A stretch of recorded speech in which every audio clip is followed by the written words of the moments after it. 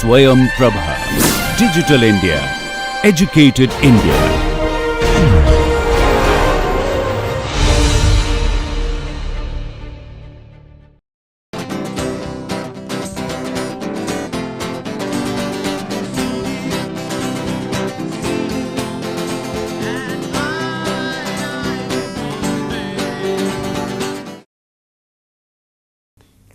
Friends, let us look at fluid solid non-catalytic systems.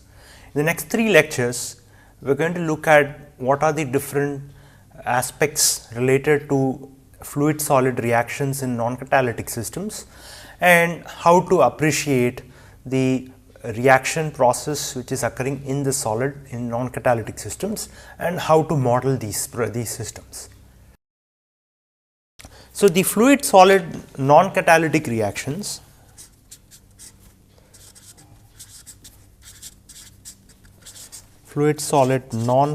systems. So, these are essentially heterogeneous reactions where the gas or the liquid they actually come in contact with the solid and then they react with the solid and then they transform the reactants into a products. Okay. So, these are a class of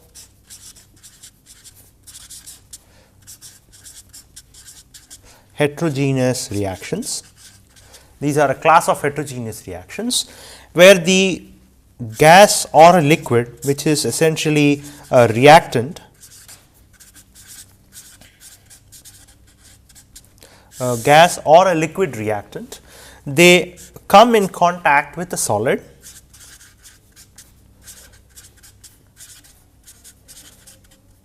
they contact the solid and then they react with the solid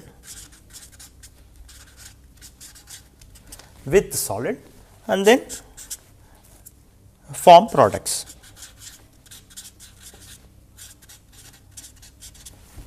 So, this is very common in many industrial settings and we are going to see several examples of these today and also to look at how to model these systems. So, suppose if the reaction is in general, if suppose there is a fluid A which is a fluid, it may react with a solid B to form various types of products. So, there are various possibilities. One is the product might be a fluid. So, it might be fluid product. So, the fluid reacts with a solid B and then it forms a fluid product, or it might form a solid product. It might form a solid product, or it might form a combination of fluid and solid products together. So, any of these three can occur because of a fluid solid non-catalytic reaction. So, now if we look at what happens exactly, suppose if there is a catalytic core, okay, suppose if there is a solid and it's a non-catalytic solid, it's a non-catalytic solid core which is present. Then suppose if this is B is that particular reactant and there might be A which is in the fluid stream which might be present around this particular solid, might be present around the solid, and the species A now moves into the solid and then it reacts with the particular species B and then the product is now removed from the from this particular species. Remember that it is a non-catalytic system. So, now there are two possibilities, or two different classes of such type of fluid solid non-catalytic systems. So, I call it two modes. There are two modes that are possible. Two particular modes, and this classification is based on the size of the solid core which is actually participating in the heterogeneous reaction. So, one mode is where the size remains constant. One mode is where the size of the solid core which actually remains constant. Another one where the size actually shrinks, that is the particle actually shrinks. So, there is a change in the size of the solid particle. So, there are two modes based on the classification based on size. One is where the size remains constant, the other one is where the size actually shrinks. Here it is assumed that the density of the solid reactant and product are not very different. It should be noted that if the densities are different, then the particle can also expand. So, let us look a little bit more deeply into these two modes. So, the first mode is where the solid particles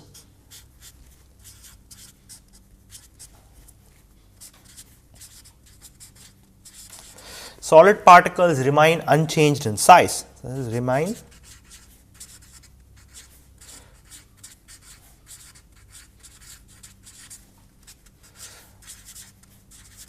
So, the size remains same, which means that it is a same size all through. The same size all through the reaction is being conducted. So, now suppose if I have a solid, suppose if I take a spherical particle. Now, this is the initial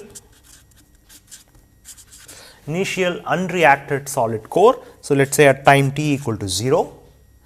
Now, as the reaction proceeds, suppose there is a gas which is present outside and the gas actually gets into the solid and there is a certain reaction which is happening, and after a certain time what happens is, let us say that there is, in this particular case, so there is the size does not change, and so there is some parts of the solid core which has actually undergone a reaction. So, there might be, so it is basically partly reacted. So, it is a partly reacted. Remember that the size does not change. So, if the radius of this core is r, the radius continues to remain as approximately the same size as the initial size of the particle. So, this might be some time t1 which is greater than 0, and then as time further proceeds, as the reaction proceeds to further conversion, as there is more conversion of the reactants, then one can see that, suppose if this is the size of, this is the particle, where remember that the size remains same, the size does not change in this particular mode.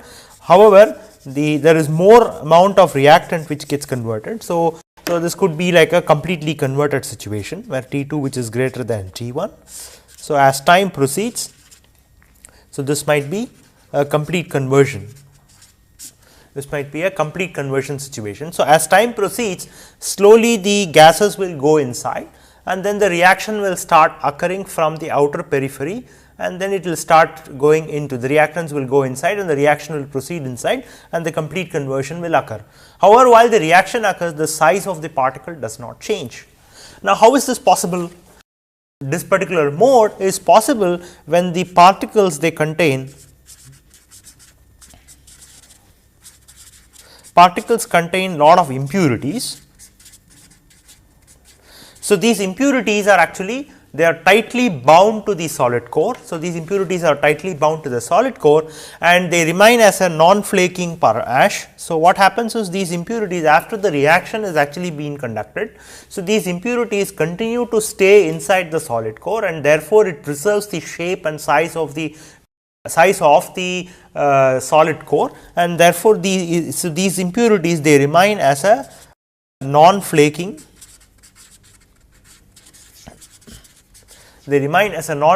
ash as the reaction proceeds. And the other possibility how this particular mode can actually occur is where the products are actually solid products. If solid products are formed, they are firmly bound to the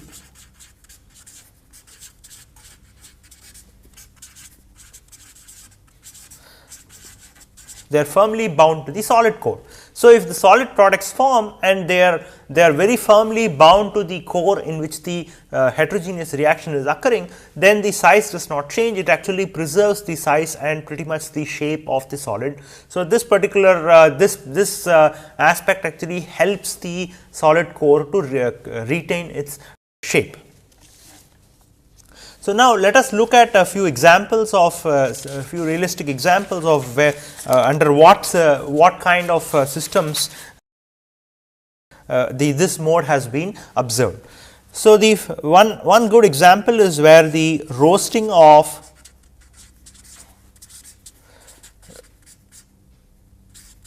sulfide ores. So roasting of sulfide ores is basically a sulfide form, for example, zinc sulfide, and roasting process is where there is an oxidation reaction. So the oxygen is zinc sulfide is exposed to oxygen under certain conditions, and it lead to formation of the zinc oxides.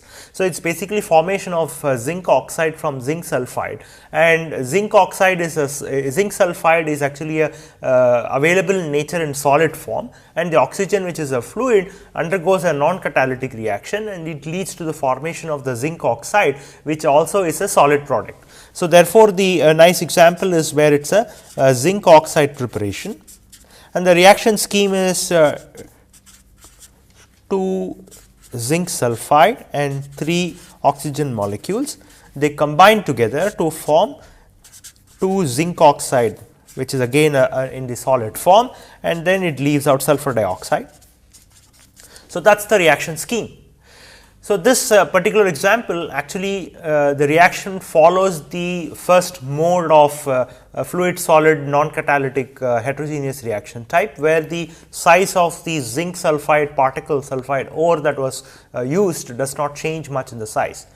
So the actual industrial process is the ore is taken and then it's crushed, and then it's sized into a certain size, and then it's put into a certain type of reactor where the oxygen, the air is being fed, and then it reacts with zinc sulfide and then forms zinc oxide, which is a solid product. Another example of that is the preparation of iron oxides, and the way it's done is 4 times 4 ferric sulfide in the solid form, that reacts with 11 molecules of oxygen, and that gives 2 Fe2O3 solid and 8 sulfur dioxide. Yes.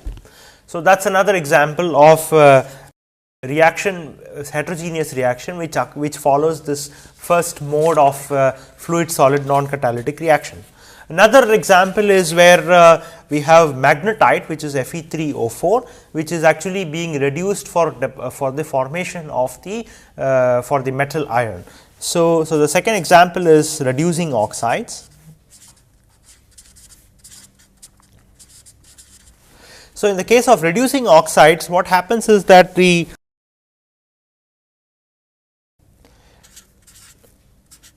Fe3O4, which is actually present as in the solid form as a natural ore, is actually it's called the magnetite. What is done is it is actually crushed, and then it is sized, and then it is actually fed into a countercurrent fluidized bed reactor, continuous countercurrent fluidized bed reactor in the presence of hydrogen. And this particular, in the presence of hydrogen, it gets reduced to forming the metal iron, and so the reaction scheme is plus 4H2, which is again in the gas form, that leads to the formation of 3 times Fe plus 4 times H2O.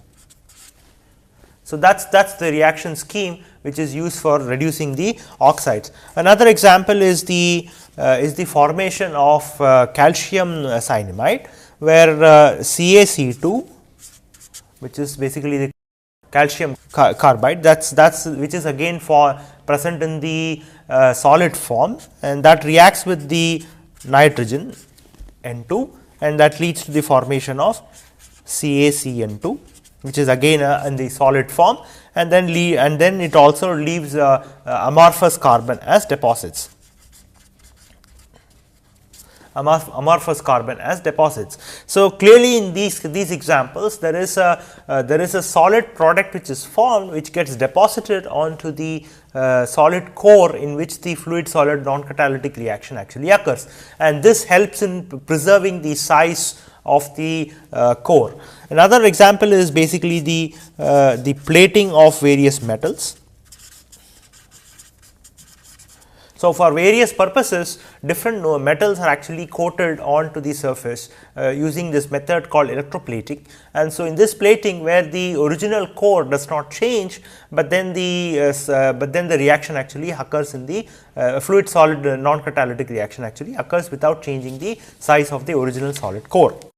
So, the second mode is basically where the essentially the particles shrink.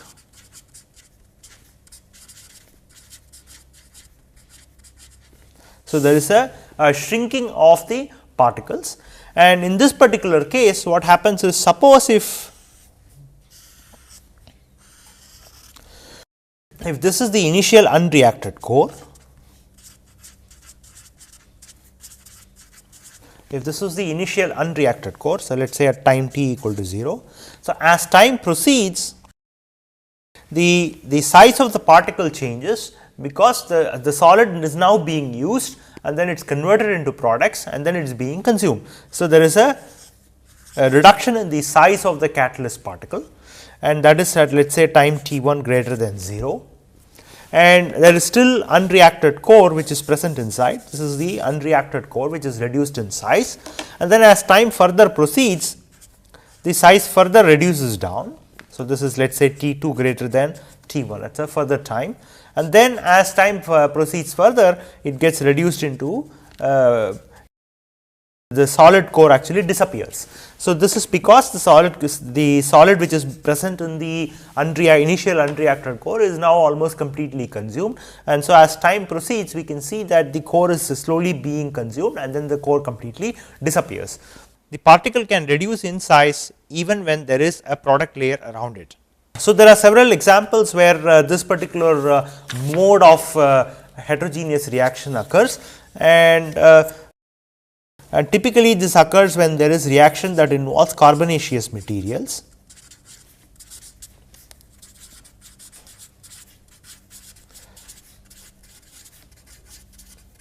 So, typically reactions that involve carbonaceous material, they generally follow this mode where the size of the solid core actually constantly decreases and then the core eventually disappears.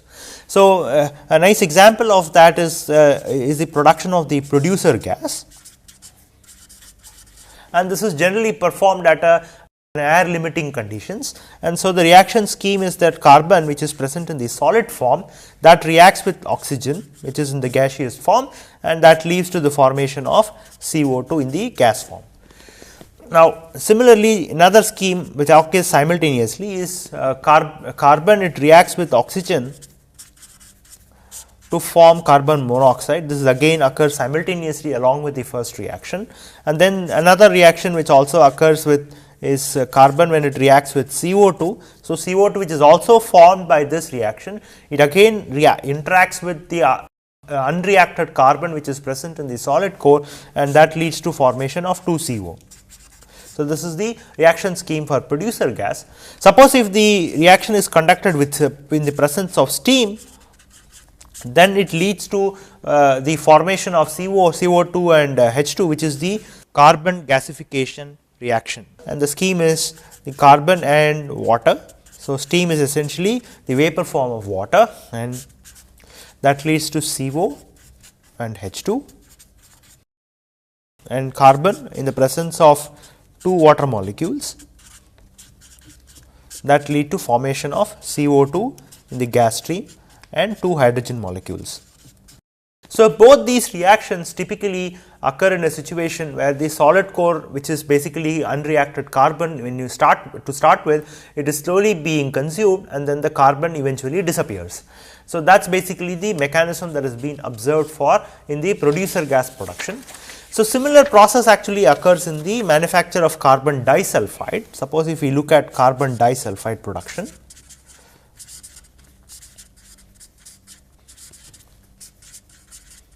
if we look at carbon disulfide production, then the reaction scheme is carbon in its solid form reacts with 2 sulfur molecules, which is again in the gas form, and that leads to the formation of CS2. And this typically occurs at 750 degree to 1000 degree C. So, that is at a very high temperature. So, carbon in the solid form, which is again present as a core, solid core, and sulfur, which is the gas stream, it reacts to form the sulfur carbon disulfide. And another example is the manufacture of sodium cyanide. So, manufacture of sodium cyanide.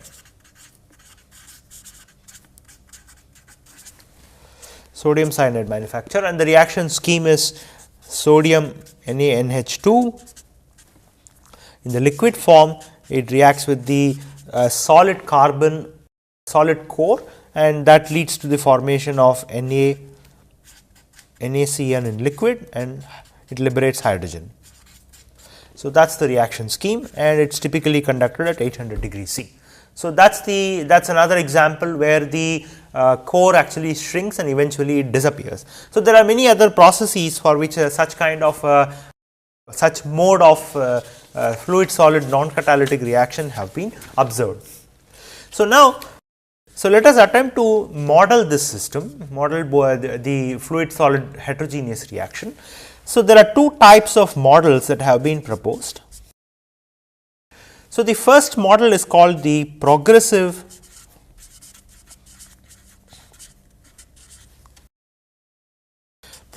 conversion model. I call it PC model. So, the first model is called the progressive conversion model, and the second model is called the shrinking core model.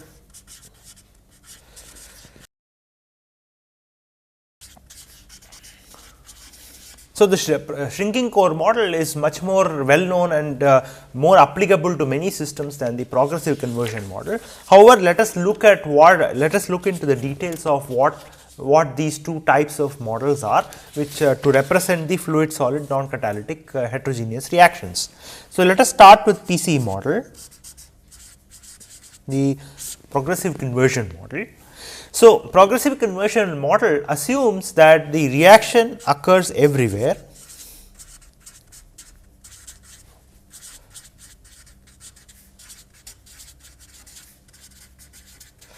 Reaction occurs everywhere, and not just that it occurs everywhere, it occurs everywhere at all times. So, it assumes that all the time till complete conversion, the reaction occurs everywhere in the solid core.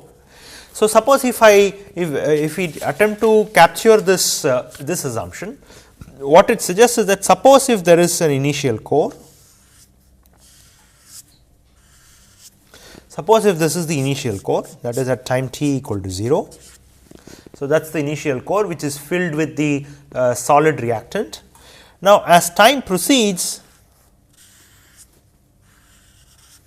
reaction occurs in the solid core everywhere, and let us say at time t1 which is greater than 0, and then at a further later time what happens is that the reaction occurs further, and suppose if this is the solid core, reaction occurs further and more reactant is being consumed, more solid is being consumed. Again the reaction is actually occurring everywhere inside the reactor.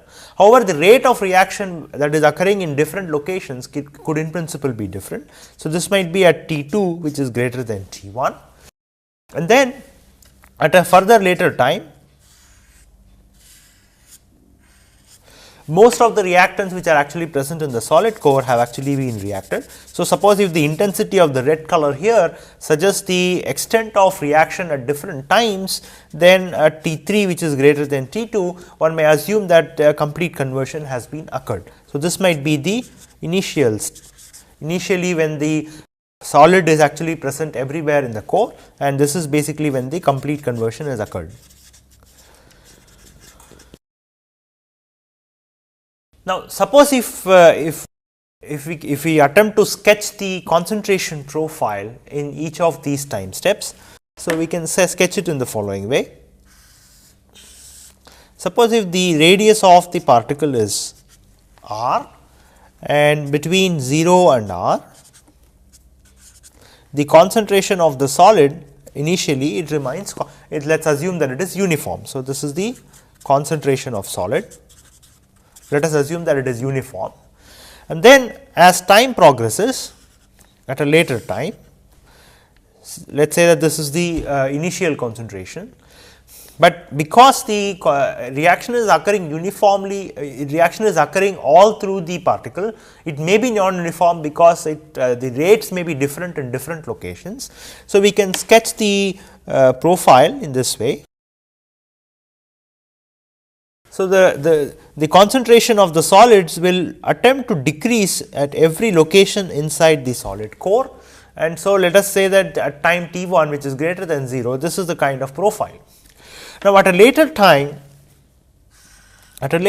what happens is that because the reaction is occurring everywhere inside the solid, so the concentration of the solid would actually decrease at every location inside the solid core. So, therefore, the kind of profile that one would expect is something like this, where this is the this is the end of this is basically R, and at a much later time when the conversion is expected to be complete. So, if this is the initial solid concentration and this is R, then the concentration of the solid inside the solid core will be almost 0. So, clearly you can see that there is a progressive decrease in the concentration of the solid all through the solid core. So, this is an important assumption that is actually made by the progressive conversion model. So, next let us look at the shrinking core model. So, the shrinking core model assumes that the reaction first occurs in the outer skin,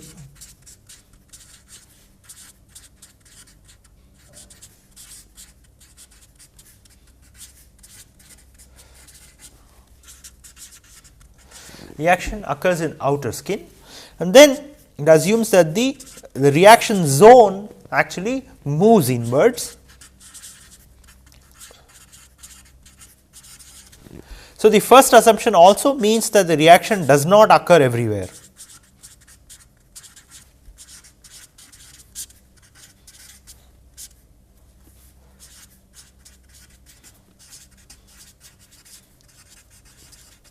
The first assumption also means that the reaction does not occur everywhere in the solid core, unlike what was assumed in the progressive conversion model. And it also, because of this property, because the reaction first occurs in the outer skin, the reaction zone actually starts moving inward as the reaction proceeds. And then once it moves inward, as the reaction zone moves inside, what it does is it leaves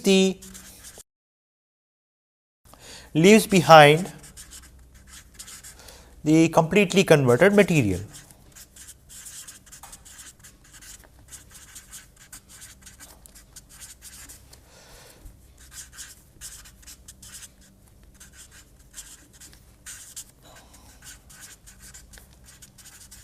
So, it leaves behind the completely converted material and also some of the inert solids which may already be present in the solid core.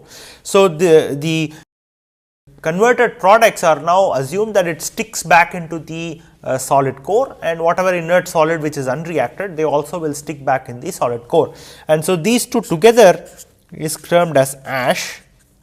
So, the ash in the solid core is basically a combination of the products which are actually completely converted material and also the inert solids which would have not reacted in the reaction. So, these two are called as ash products. Now, if we attempt to depict the concentration profiles, if we attempt to intuit what is the concentration profile in the solid core, if we assume a shrinking core model, is essentially it looks like this.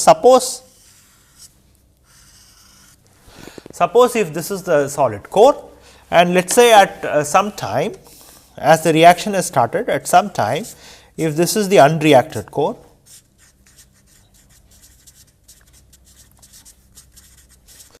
remember that the shrinking core model assumes that the reaction first occurs at the outer skin and then the reaction front starts moving towards the inwards of the solid core. So, which means that at any time there will always be an small unreacted core until the conversion is complete, which means that all the solid has been consumed. So, till all the solids have been consumed, there will always be some location where the unreacted solids are present.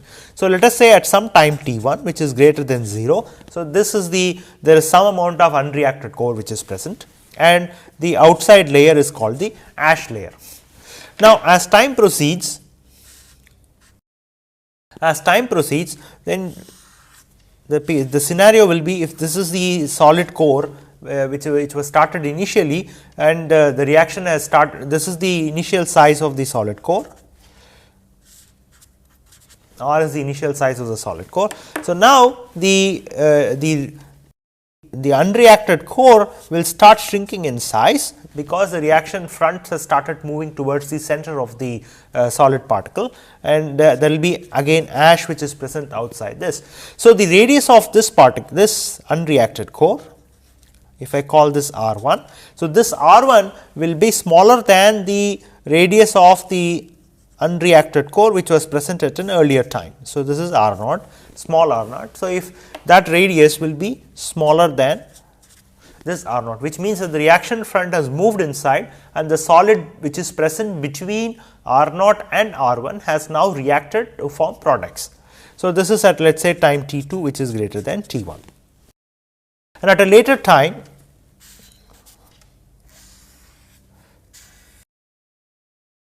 so if this is the original size of the solid core in which the reaction was started, then the unreacted core will now reduce to a very small size until it completely disappears. So, this is the unreacted core.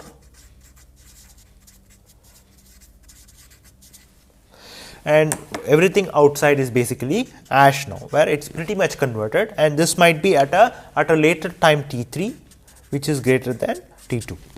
So, now if we look at the concentration profile for this situation, so if this is 0, so at this time the solids are present only in this unreacted core. So, therefore, the concentration of the solids will essentially be the concentration of the solids which was present initially everywhere. However, it is present only. So, this is the initial concentration. So, this is the initial concentration of the solids. Then at this particular time t 1, the solids are present only in this location between 0 and r naught. However, the concentration will be as much as the initial concentration itself. And then at the next time step,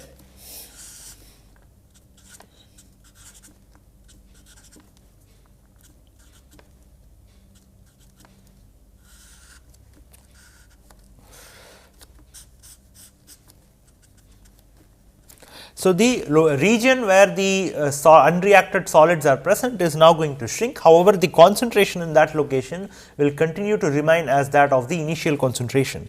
And then if I once again plot at a much later time, this region will start shrinking. So, this is at 0.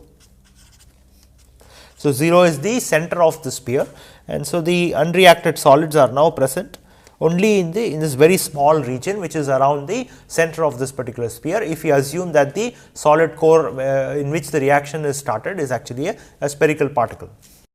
So, what this model assumes that at any time there always exists, at any time unreacted core always exists.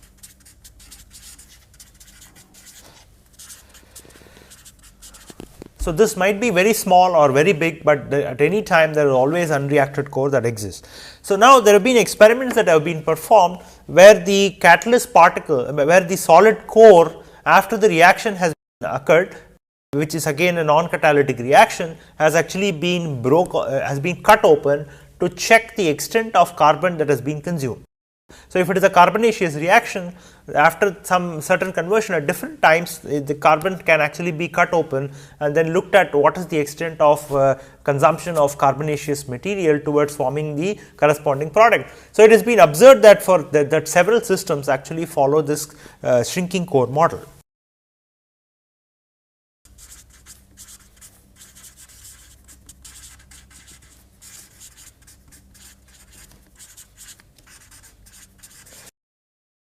So, now, let us look a little bit more deep into what exactly happens in the shrinking core model, because it is actually very relevant that many systems actually follow a shrinking core model.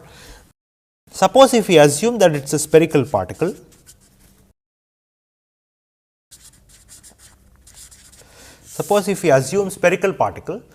then if this is the initial core, so let us say that there is a spherical particle and of radius r. So, that is the initial core that was actually started with, and let us assume that the unreacted core is actually present somewhere here. So, that is It's again concentric with the, let us assume that it's concentric with the periphery of the spherical particle.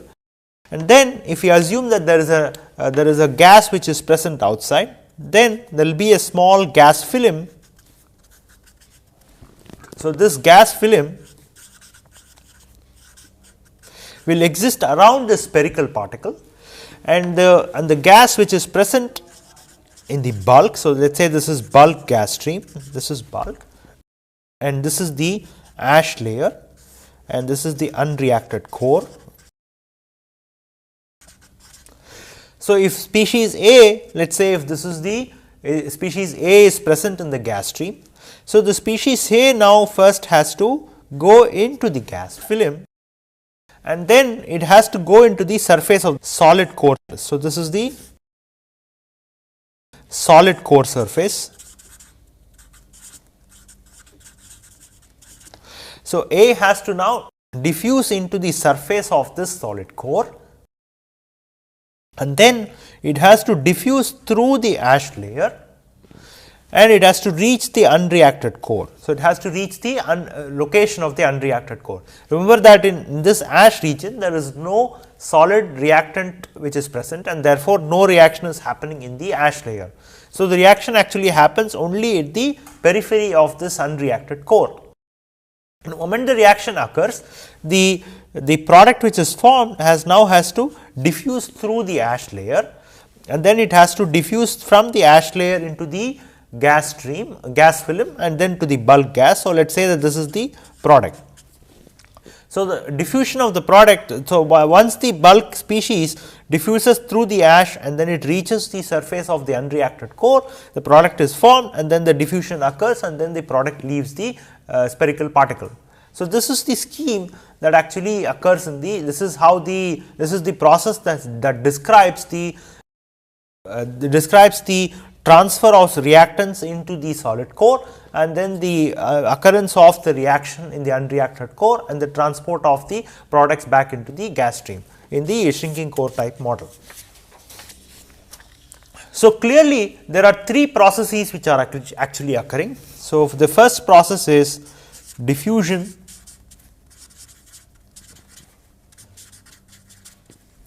through gas film, and then the second process is diffusion through ash, and the third process is reaction at the interface of unreacted core and ash.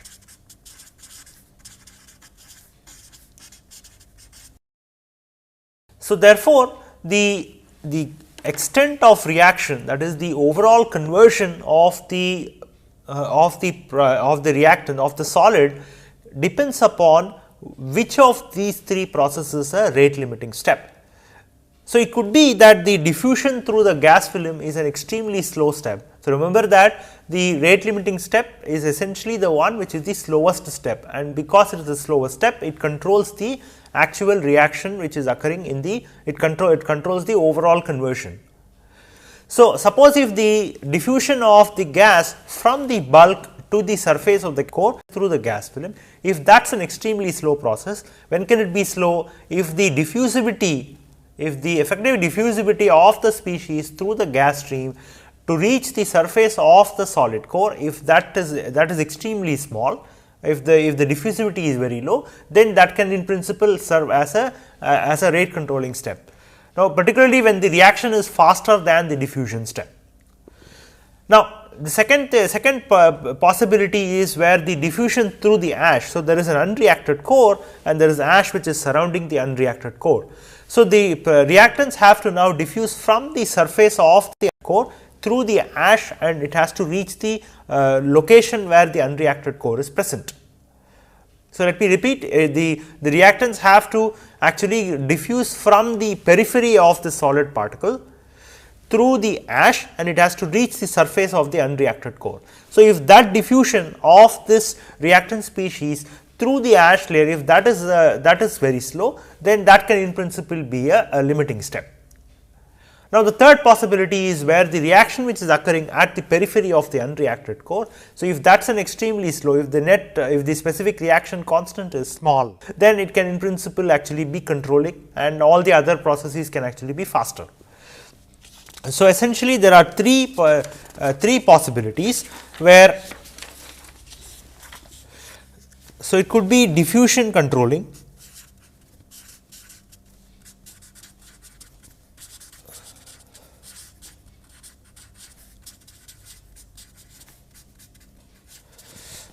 diffusion through ash layer controlling,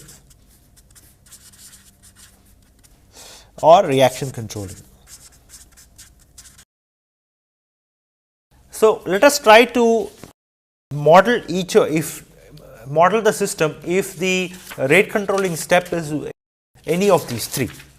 So, let us start with the first one, where we assume that the diffusion through gas film is the controlling step.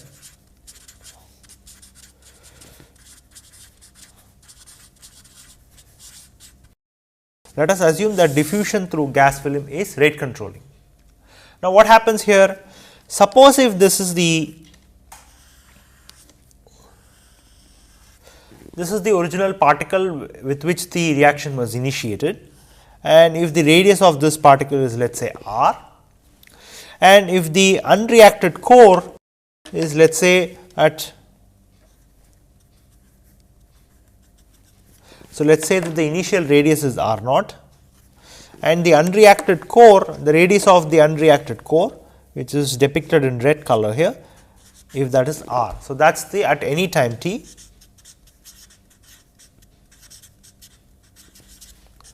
at any time t. So, the radius of the unreacted core is now r, and the original radius of the particle in which the reaction was initiated is r naught, and let us assume that there is a gas phase which is actually present around it. So, this is the gas phase and this is the unreacted core.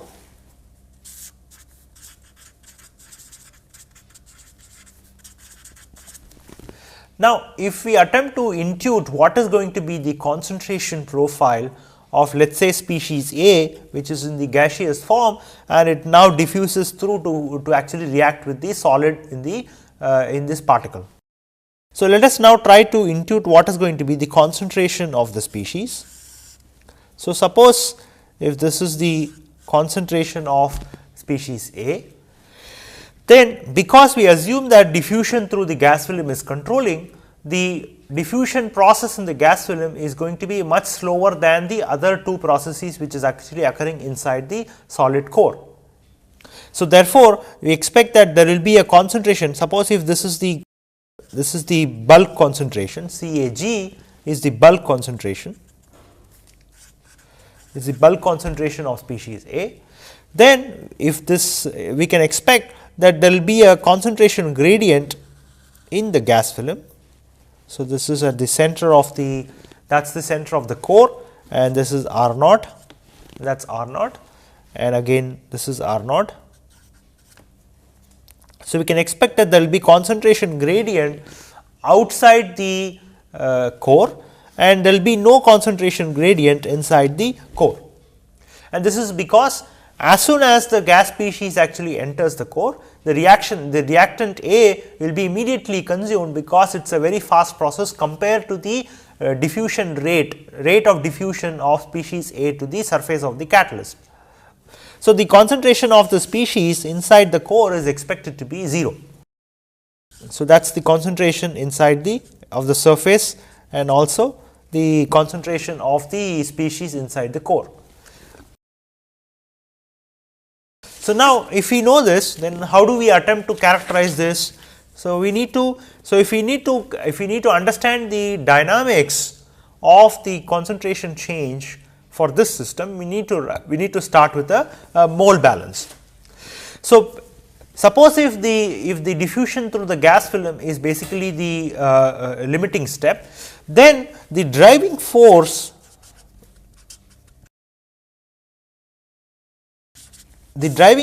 for the species to get transported from the bulk to catalyst surface, the core surface,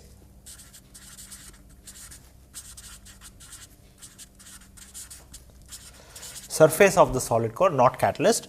That will be essentially be CAG, which is the concentration of the gas, concentration of the species in the bulk gas minus the concentration of the species in the surface.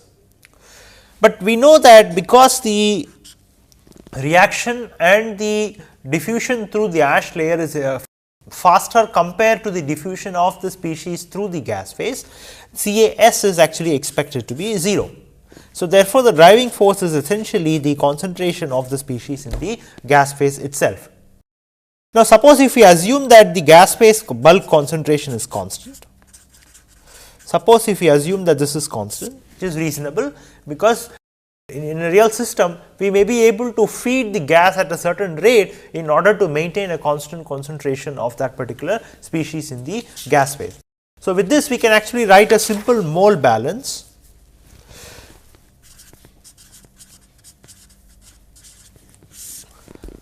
Now, the rate of change of the number of moles of species A with respect to time, that should be equal to the rate at which the species is coming in minus the rate at which the moles are going out plus whatever is being generated. Now, the only process which is actually occurring here is basically the transport of the species from the bulk onto the surface of the core. So, that is actually a mass transport process. So, suppose if we define a mass transport coefficient Kg, then we can write the rate as dNA. So, remember that A is the gas species which is actually moving from the bulk to the solid core where the reaction is occurring. So, dNA by dt, where Na is the number of moles of A which is actually diffusing from the bulk into the surface to the surface of the core. And the reaction is occurring only inside the core, and so there is no reaction in the gas phase. So, there is no reaction in gas film. So, the only process which actually controls the rate of change of number of moles in the gas phase is essentially the transport of species from the bulk to the surface of the solid core because of diffusion. So, that should be equal to minus Kg, let us say that is the mass transport coefficient, and typically the units are centimeters per second, and if S external is the surface area of the core, external surface area of the core, and that multiplied by the concentration of the species in the bulk phase. So, that is the mole balance which captures the rate of change of number of moles of species A in the gas phase. Now, because CAG is constant, we can assume that this whole expression is basically a constant. The Ex is essentially the external surface area of the core, and that is expected to be constant because we assume that the particle size is not changing significantly, and then Kg is the mass transport coefficient. There are several correlations which are actually available in order to estimate what is the mass transport coefficient for transport of a particular species from a bulk phase to the surface of a solid core, and CAG essentially can be maintained constant. So, therefore, the right hand side of this balance is essentially a constant. So, suppose we assume that B is a solid which reacts with fluid A to form products, then we can assume that there is an equimolar consumption. Suppose if we assume that the B and A are basically under equimolar conditions, the reaction is occurring under equimolar conditions, then the number of moles of A which is consumed because of the reaction should be equal to the number of moles of B which is consumed because of the reaction. Note that Na equal to Nb is actually a special case, and in general these two need not necessarily be equal.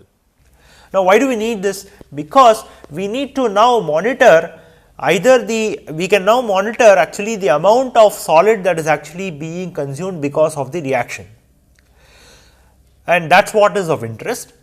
And this the mole balance that was written for the gas species in the gas film can actually be used in order to estimate what is the number of moles of the solid reactant that was actually being consumed because of the reaction. And this is in the case of this when the diffusion in the gas film is actually controlling the overall reaction.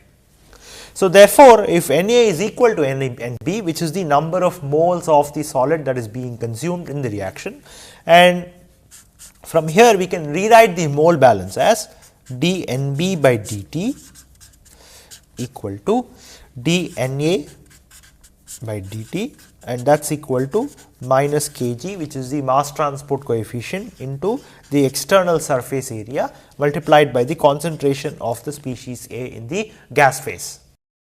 Now, we know that the number of moles of the solid which is actually present in the solid is essentially given by the density of the species rho b multiplied by the volume. And so, we can rewrite this as d by dt rho b into volume, that should be equal to. So, the number of moles of solid which is present in the core can actually be related to the volume of the core using this expression Nb equal to density of the solid which is present in the core multiplied by the volume of the core at any instant time t.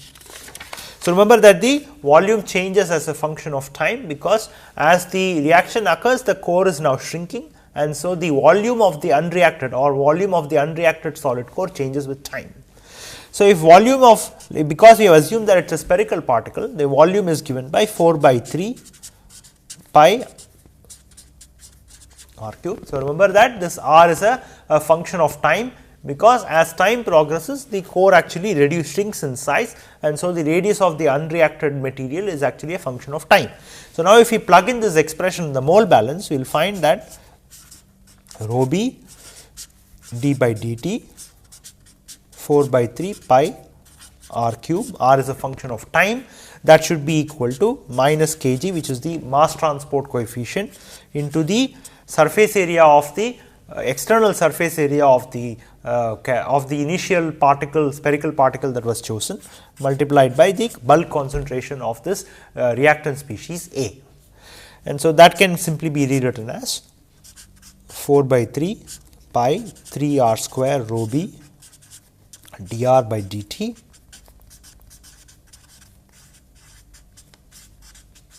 CAG, that will be equal to r square dr by dt, that is equal to minus kg into CAG divided by 4 pi into rho b. So, that is the balance. So, that describes how the radius of the unreacted core actually changes with time. Now, this is directly correlated to the number of moles or the amount of solid that is actually undergoing a reaction, that is the amount of solid that has actually undergone the reaction at a certain time. So, now if at r equal to capital R, so the ash is now present. So, if we assume that the outer radius of the core is r naught, and if the ash is actually present, ash is present between r and r naught, between r and r naught, we can now integrate this expression between r naught and r dr by dt, and that should be equal to minus kg divided by rho b into integral t dt. So, that is the, so now this actually this integration will now provide an expression for finding what is the radius of the unreacted core as a function of time. So, the integration suggests that it will be 1 by 3, that is equal to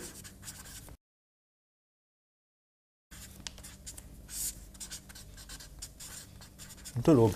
So, this expression provides a relationship between the radius of the unreacted core as a function of time. So, if the diffusion in the gas phase is actually controlling the overall reaction, overall conversion, then we can find out how the unreacted core actually decreases in size as the reaction proceeds. So, what we have seen in today's lecture is essentially introduction about the different, what is a fluid, solid, non-catalytic system, and what are the different modes based on the size of the based on the change in the size of the solid core that is participating in this fluid solid non-catalytic heterogeneous reaction. And then we looked at two different models, the progressive conversion and the shrinking core model, a description of these two models, and we have attempted to we have attempted to write a balance in order to find out what is the size of the unreacted solid core as a function of time for a shrinking core model when the diffusion in the gas phase is actually controlling. Thank you.